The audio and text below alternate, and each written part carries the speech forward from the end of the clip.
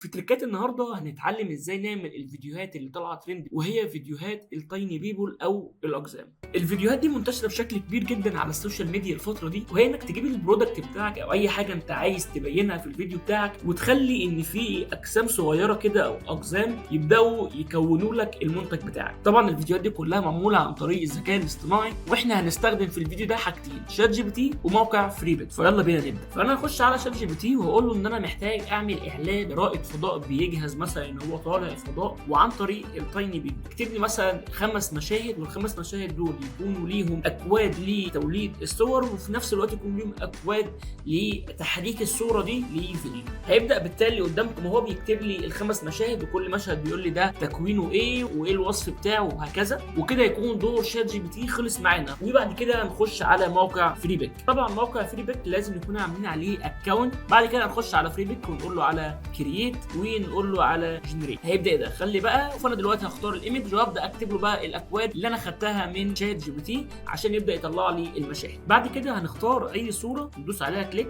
ونقول له كرييت فيديو، وابدا اكتب له بقى هنا البرومبت اللي كان مطلعه لي شات جي بي تي واقول له جنريت، وهيبدا بعد كده يحوله لي مثلا لفيديو بالشكل ده.